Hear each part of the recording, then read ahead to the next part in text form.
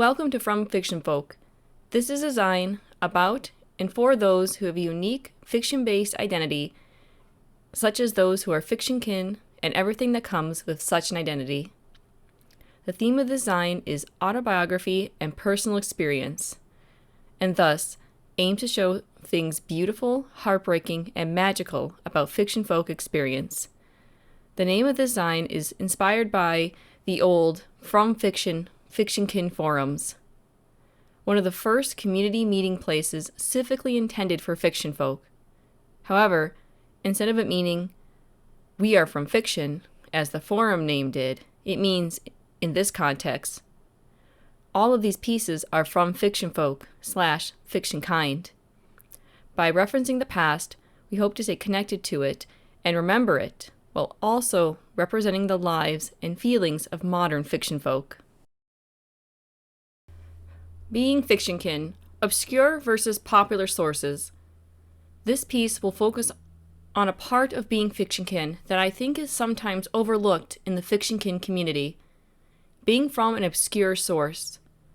In the short year I have spent in this diverse community, I have become more and more familiar with being Fictionkin and the surrounding experiences, and have found that it can be frustrating when you come from an obscure source and cannot find source mates, especially if there's that one person you so desperately need to talk to.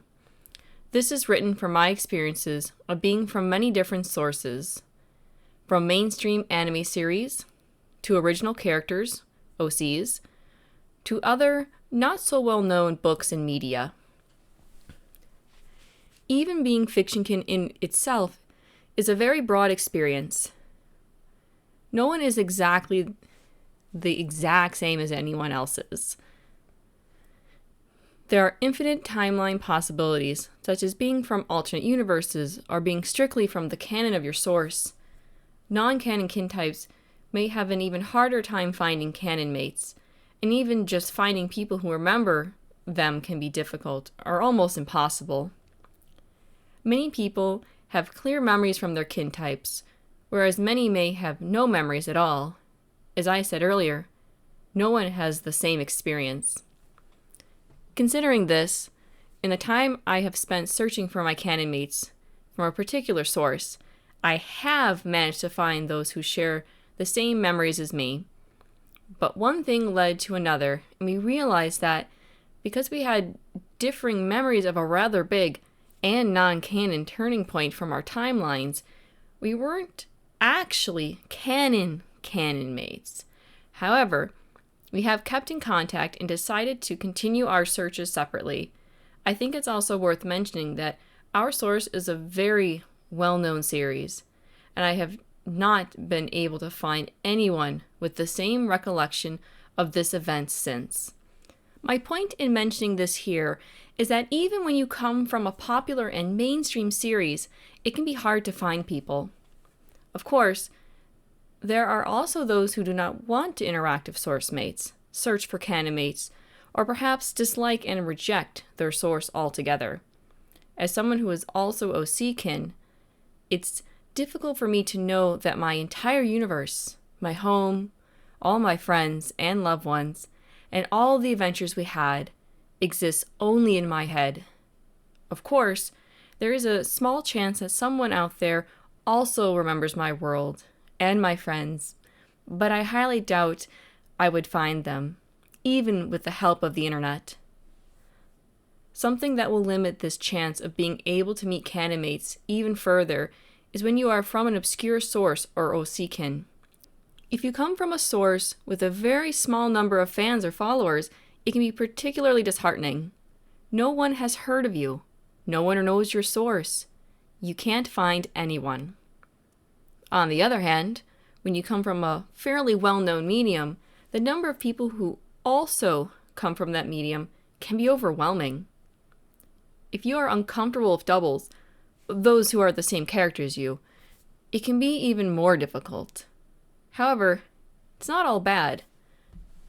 Great things can come from being from both more unknown sources and those who are more famed sources. If you come from a smaller medium, for example, This can lead to greater closeness with your source mates, even if you do not have the same canon as them. It might be easier to connect with them, and if you enjoy discussing your source, it can lead to great conversations. If you are from a more popular source, you can do the same things. It's just easier to find people to interact with. Yes, you are more likely to find canon mates, but the number of other things you can do in the end outweighs that fact. Overall, there's no one way to group together the experiences of obscure kin types or kin types in general. All we can do is help one another out and share the events and circumstances with each other. Everyone has their own happenings and how they choose to share them, or not, and find those whom they shared memories with is entirely up to them. Pluto Melon, 2022.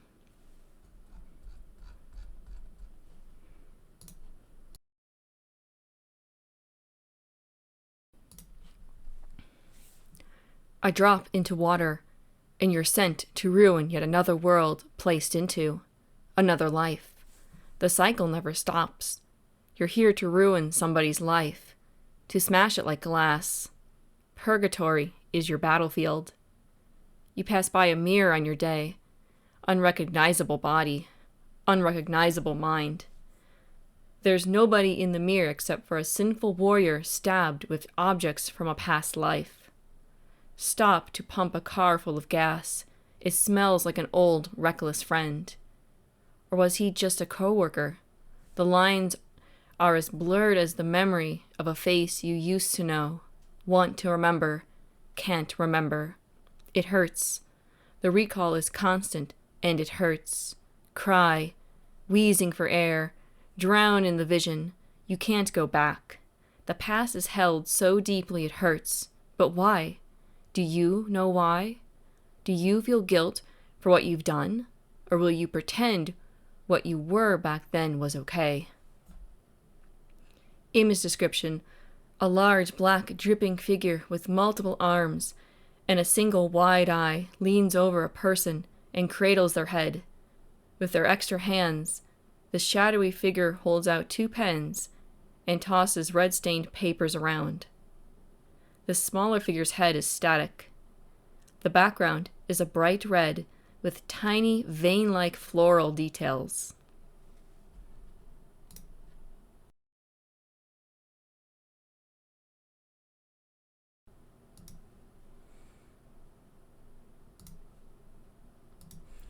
The Transformation Potion. On choosing once and never again. This I choose to do. If there is a price, this I choose to pay. If it is my death, then I choose to die. Where this takes me, there I choose to go. I choose. This I choose to do. Terry Pratchett, Wintersmith. The definition of otherkin has been debated as long as the word has existed, since it first appeared in the Elfenkind Digest. But the things everyone can agree upon is that to be otherkin is to identify as something other than what you physically are on a level of species. To be otherkin is to be. Not just to wish something to be true within one's head, but to be, down to the bone in spirit and mind. But to create a community on the idea of being is difficult. The only thing that holds all of us together is that we are. But what we are is not always the same.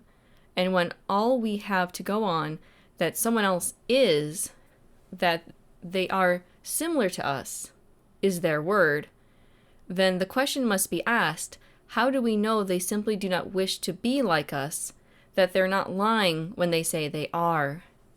It's a common sentiment that you cannot choose to be otherkin. I believe this sentiment is incorrect, and it would be better to express it altered, if not halfway reversed. You cannot choose to stop being otherkin. We argue and say that you cannot choose to be otherkin, because to be otherkin is to be on such an integral level that if such a person were capable of snapping their fingers and becoming, then they must also be able to snap their fingers and unbecome, and were never like the rest of us to begin with. I was 14 years old, and I chose to follow a path in the astral plane that I had no way of knowing the outcome of. When I found myself entrenched in a parallel life and swapping places with an airship captain in the middle of the war, I chose to hold on, to swap over and over again, live her life while she lived mine. And until the champion locked the doors and I could no longer reach her, I chose again and again to go back. I could have refused. I could have stopped. I could have said, "No, thank you. The taste I've gotten of your world is enough. I'd like to stay in mine now, for good." Tell me, what is the difference between a dragon who splits from a human's form, like a butterfly, fresh from the chrysalis, and a dragon who was once a human that took a transformation potion for which an antidote doesn't exist? One can argue history and knowledge and the fact that one can be sure they'll never return to human form, and the other will always be wondering if someone will slip an antidote into their drink. But if neither ever tells you how they ended up a dragon, if you are allowed to assume both were hatched from dragon eggs, could you really tell the difference between them? Even if you could, would it matter what the answer was? The champion locked the doors, and he stopped me from ever stepping back into his world, leaving Ranison forever wondering how the Evilist Chronicles were going to end. I crossed over, and I was her as she was me, and then the doors were locked, and our connection to each other was broken. The parallel life was over. I do not know what she's been up to since the summer of 2016, and I never will again. It's not her as she is now, but I was her as she was then. And maybe it wouldn't be a fictotype if all it left me with was the scars and the knowledge that only I would know what had happened. When the doors locked, I no longer had a choice. I sobbed for days, weeks, and a part of me is sobbing still, 6 years later. Part of me is still in lore.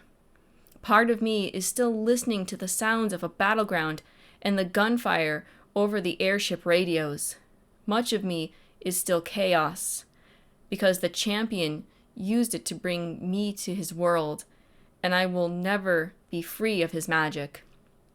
I will never want to be free, not really.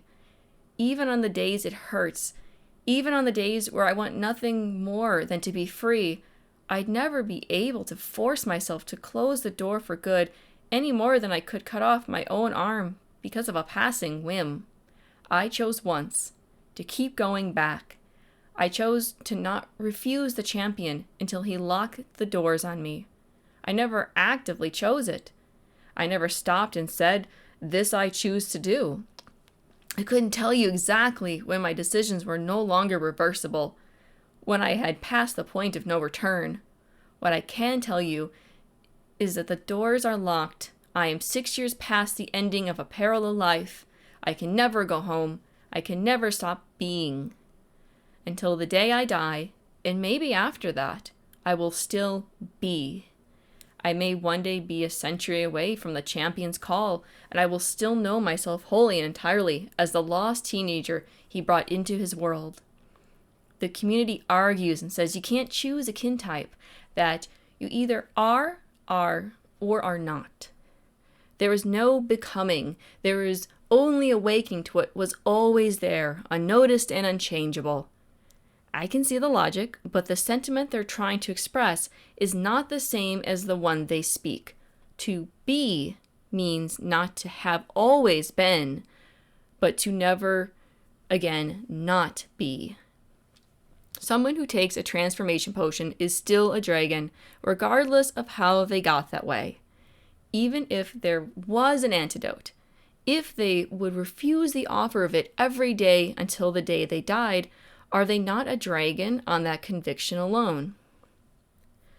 We are scared, so many of us, at the idea that someone could dress up and say they are when they don't mean it. The key is, and has always been, the conviction. Even the Silver Elves agree. If you wish to walk every day the path of the elf, and you refuse all other paths, can anyone say you're not an elf? It's not about how you ended up on the path. It's not about whether you were transformed into a dragon as you were conceived or later on. It's not about whether you're ever offered the chance to go to another world. It's about the conviction to stay, to refuse all other options. It's about the conviction that you are. Pale Ranison Greenwood, Captain of the Knight Emerald, under the banner of Durcroft's Chaos. Written for the From Fictionkin Zine, December 22. Image description: digital drawing of 2 oracle cards flanked by sections of text with floral borders. A legend is a story that you begin to feel in your gizzard, and then, over time, it becomes true in your heart, and perhaps makes you become a better owl. The capture. Our values, memories, relationships, and the way we view our reality, the legacy of everything we were and are, affect what we will be. Being a guardian is not something in the past, but an ongoing story and personal truth. My piece represents the connection between the nomada of my vague type with how I'm building my future. Card 1. Take to heart. Long-eared owl swooping by at sunrise at the great tree as a burrowing owl is shifting coals about. The face of a great gray owl is visible too, beside the burrowing owl. Card 2. Legacy. A phantom owl wraps their wings around a nest containing a single egg. The background is of a starry night sky and crescent moon. End image description.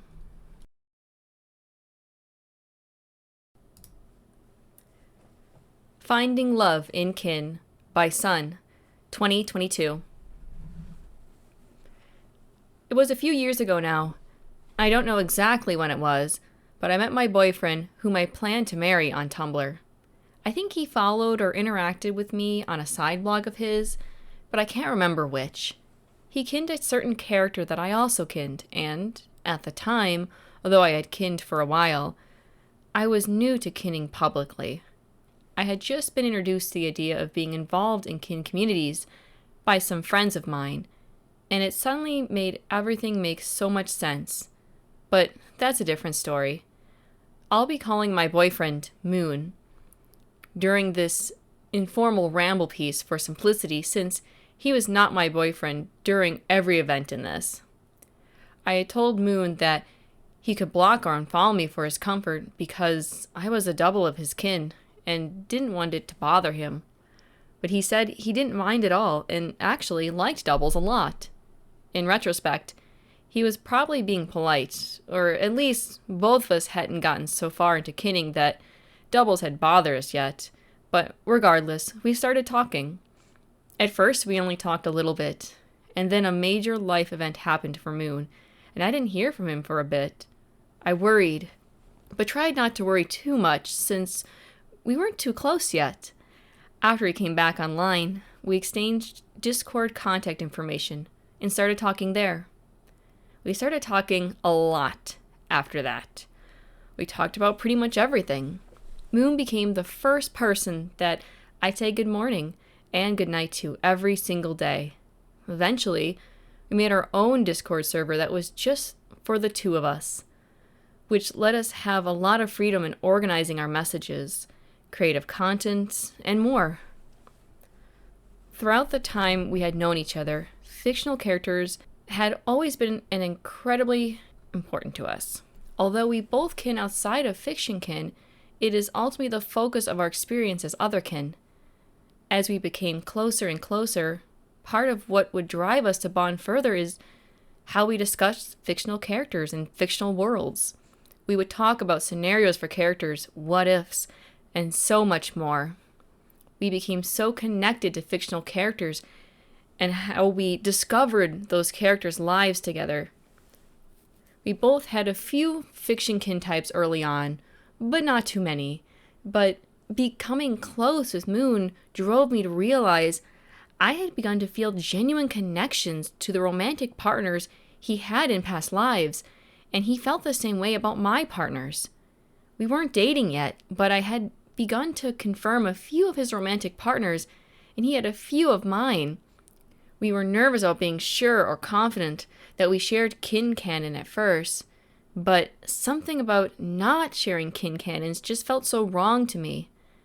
I wanted to be every love Moon had in his past lives, and I didn't know why yet. Something in me just had this intrinsic feeling that if Moon had someone in his past life, then that was me.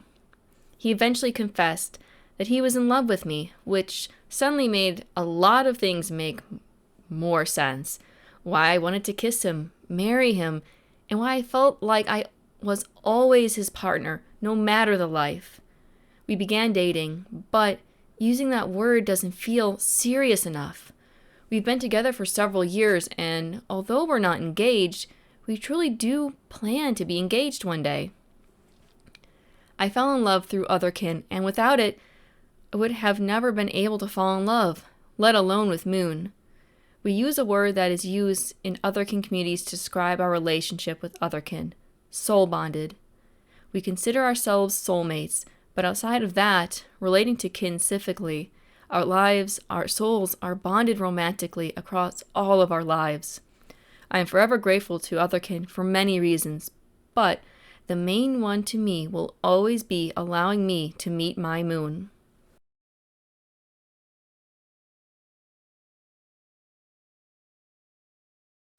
Digging Up Daggers by Elise Rhett. Noun, archaeologists. Plural noun, archaeologists. I'm a girl with 5 or 6 different names that aren't mine. I picked most of them, rolled them around like big, ripe, sweet peaches from a Virginia orchard I can only half remember, wished they would rot. I make accounts just to hide my real name, and I hope I don't look too recognizable. It feels too easy to tell everyone that my name is Elise, and I came from this place, and I am here to help. Fruit juices dribbles down my chin and tastes like sawdust. I have been here as long as we, my group and I, can remember, and I am the only one who remembers me being somewhere else before. Psychologically, I understand the concept of my pseudo-memory, from the Greek pseudos, pseudos, lying, false, which I remember being able to read easier than I could English, but which sits on the page as incomprehensible as some ancient runic script, like I am an archaeologist in my own mind, searching in the dirt for artifacts of memory and finding only peach pits and fragments. I have trouble spelling because I still think I am dyslexic, even though I know it is disrespectful to believe I have a disability that our body doesn't, even though I know everything about me is a liability and to be ashamed of. Believe me, I know. My headmates don't like calling me Annabeth because they don't want to encourage me to go digging deeper. I wish I could go home. I wish any of this meant something. I called our mother my stepmom once. I didn't really mean to, but I had gotten too comfy and dared to believe I might be real, and my memories were always sitting at the tip of my tongue if I wasn't careful. Some of my headmates are ashamed of them because they think I am, quote, cringe, and it stings a little, but I try keep my head up and stay curious and keep learning. When our dad ruffles my hair, which is darker than I remember, I went to ask him about biplanes. He's a chemical engineer, though not a history professor. He speaks in an Australian accent. But I am thinking up surnames so I wouldn't have to be Chase anymore, and maybe if I wasn't a Chase, I could keep Annabeth and people would overlook it. I wanted to be a Major, or a Rembrandt, or a Rhett, and I kept sounding them out in our round-voweled voice, wincing at its pitch and accent. feeling vicious dissonance between how they sounded in my head and issuing from our throat. I can't speak in my own accent, but I think in it, and Rembrandt is a lot less compelling when our tongue can barely handle the consonant clusters.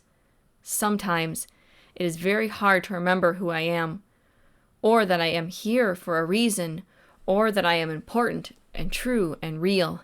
Here's some things that people have told me I am.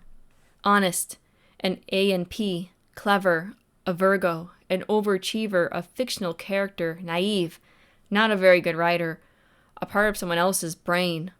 Suvis.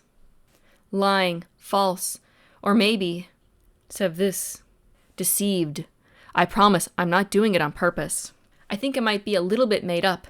Every picture that looks like me is from 2016, and I am trying very hard to change how I look so I don't have to point at fan art when people ask, what color are your eyes?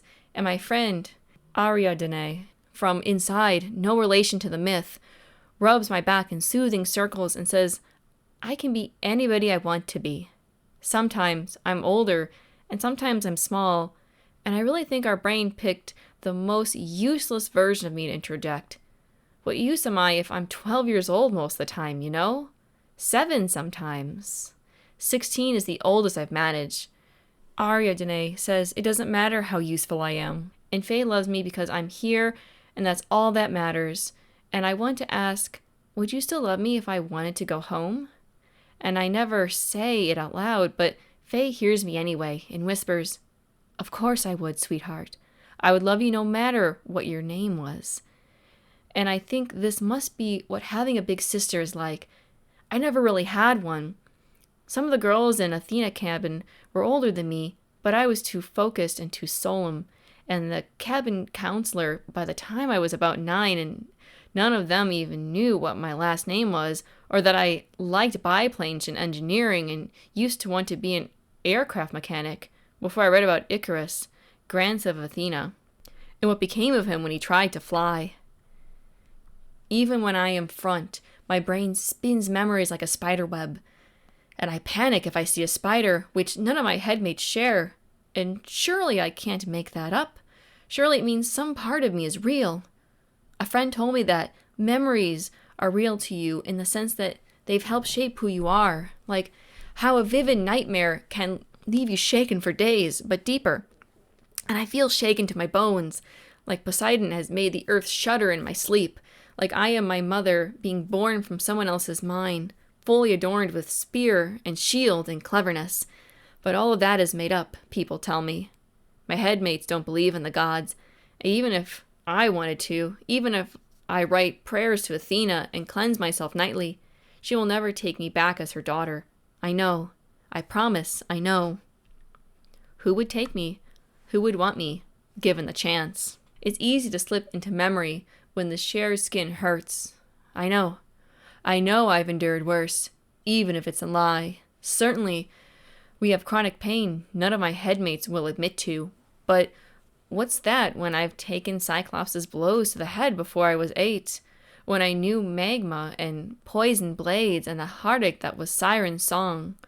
The hurting isn't what appeals, though. Throbbing through a haze of muscle aches and misty memories are softer times. Beyond that veil, that mist, I remember strawberry fields and low-hunched hills and the smell of camp at dusk with the tide coming in, and the thrill of eureka and the depths of knowledge and euphoria of being understood that I'd found in cabin 6, and I remember the crow's feet at the corner of my father's deep-set, rusty eyes, and the salt-pepper gold spray of his thinning hair, and the way, when I was much younger, he'd pick me up and wheel me around and tell me I was flying. I'm not allowed to love illusions like this, surely. I meant to be clever and incisive, right, see through the fakes and the haze and the mist with owl's gray eyes. But I want to. I want to remember it. I want to be the girl with Virginia rounded accent and messy curls and something bright in her eyes, like the bronze of her blade. You are, Arndine would tell me if Sol was here. Sol's sleeping right now. Practicing compassion, Sol told us. Even for Sun South, And you, Elise, could learn from that, I bet. Anyone you want to be, soul would tell me. Even if I wanted to be deceived? It's not a lie, it's love. I don't know who said that, but it rings fiercely true. I remember honesty and compassion and trying so hard I couldn't breathe with it. I remember hope and boldness and the wild, brash curiosity that came with hubris. And I remember being our younger selves, seeing this hope, this love, feeling with it. I remember wanting to live. And Nix, that bright spark of a headmate, thinks I'm clever, and Jamie wants to keep me safe, and Wes says I'm his little sister, and Aurelia ruffles my hair like my father used to. I saturate us. I'm true and real in that way. I taste like sweet peach juice on our tongue. And I'm the kid-like glee you get when it makes your face messy. Who'd take me? We would, Wes says. A soft voice, back of mind and only half front, sending a fuzzy flush of love through us. And I say, why? And the first thing that comes back is, there doesn't need to be a why. And the second, a different voice, light, soothing, true, real, honest. Because you're made of love, and it shows. Made of hope. Sure, the distance is painful, sends me shivering out of our skin. It reminds me of the other part of me, of those fruit orchards. But in some way, it's like a home. I like mysteries, you see. I like figuring things out that aren't meant to be understood, and challenging established truths, and inverting the way things have always been done, because I'm sure I can do it better. Dysphoria translates to unable to bear, so I'm going to bear it. Pseudos means false, so I'm going to lend it an ear to learn from those memories, to go home when I'm scared like I always wished I could. We bleached our hair blonde like mine. It is a different length than I'm used to, but I think I like the dissonance. It reminds me who I am. Annabeth, Elise, take your pick. Just know I have feet in two worlds and a spark in my eye, and the gods of this earth aren't ready for the glory I'll bring. P.S. Annex says that's a bit melodramatic. I told him I deserve it. Image description. A 4-panel comic. Panel 1. There was a person who began to doubt if they spelt blonde with an E, or if instead they should spell blonde without. Nobody could agree. As they battled for a prize, everything slipping from their eyes. All that they needed in the end was themselves and their true friends. Drawing of a paintbrush with arms, facing away from the viewer and towards a tropical jungle. Panel 2. There was a man with a dull, empty voice, a hollow clack ringing out with each step. An assassin who felt he had no other choice. Only when cornered would he break a sweat. He never smiled, for he was ashamed. The burden was all his own to claim. He had an unlawful assignment to attend to, no time to think that he was condemned too. Drawing of a man facing away from the viewer, he has shoulder-length, messy brown hair held back on one side by a large yellow clip. His jacket is blue, with one arm showing several thick yellow bands. The room before him is beige, and the ceiling is covered in a grid with numbers across the top and letters down the side. Panel 3. There was a creature born of evil who only wanted to start a new life, hating that his existence was illegal, hiding in the shadows with sorrow and strife. Though at any moment he could explode, there were small beauties to behold, and even still, he found people to love before he was captured and disposed of. Drawing of a bomb-headed humanoid, facing away from the viewer and towards a nighttime cityscape. Panel 4. There is a person standing before you. That's me, in the present, speaking now. These memories and more in my brain like a tattoo. I have them even if I'm not sure how. These people, these pasts. Their lives play like broadcasts. They aren't who I am now, but they once were anyhow. Drawing of a human figure facing the viewer from a field with the sun rising behind them. One hand rests over their heart, other arm behind their back, and their face half obscured by the edge of the panel. They are wearing a sweater made of 3 stripes of different shades of pink, starting at the bottom with the darkest shade and getting lighter at the top. Their pants are a bright green. End description. Thank you for listening. We hope you enjoyed this reading of From Fictionfolk.